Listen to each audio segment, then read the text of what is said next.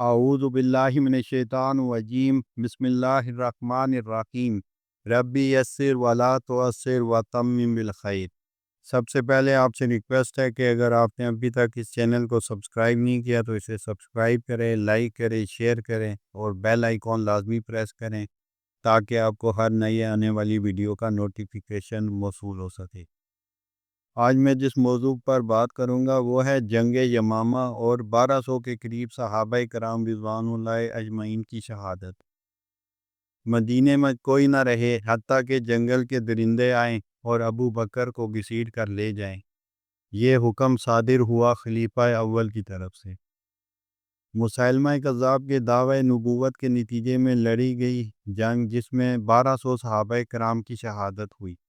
ان میں 600 صحابہ کرام رضوان اللہ اجمعین ایسے بھی تھے جو کامل حافظ قرآن تھی، اور اس جنگ میں 27,000 کفار جو ہیں واصل جہنم ہوئے، اور اس فتنے کو اب مکمل طور پر مٹا ڈالا گیا۔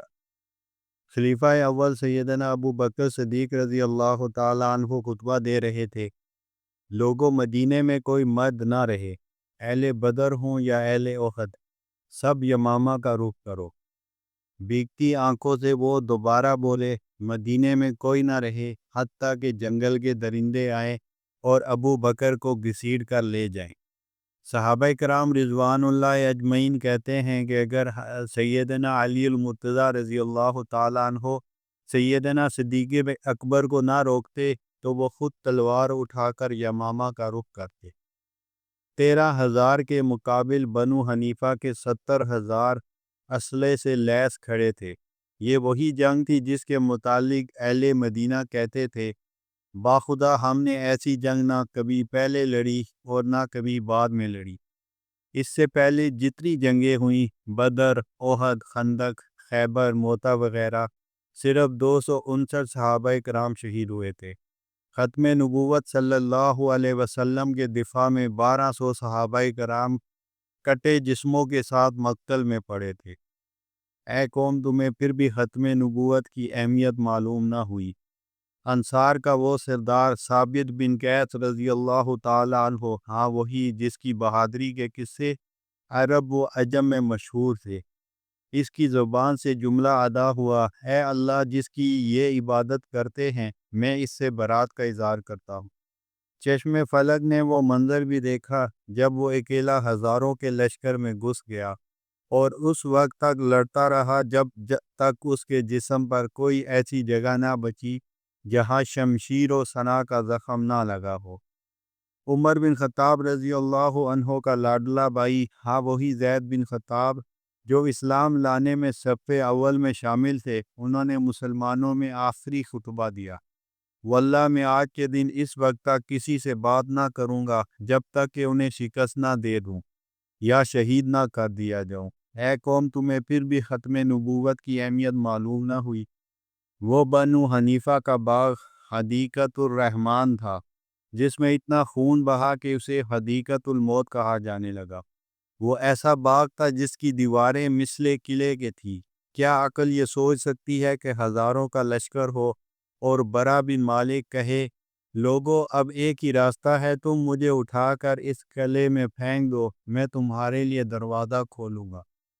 اس نے قلعے کی دیوار پر کھڑے ہو کر منکرین ختم نبوت کے اس لشکر جرار کو دیکھا اور پھر تنہا اس قلعے میں چھلانگ لگا دی۔ قیامت تک جو بھی بہادری کا دعویٰ کرے گا یہاں وہ بھی سر پکڑ لے گا۔ ایک اکیلا شخص ہزاروں سے لڑ رہا تھا، ہاں اس نے دروازہ بھی کھول دیا، اور پھر مسلمانوں نے منکرین ختم نبوت کو کاٹ کر رکھ دیا۔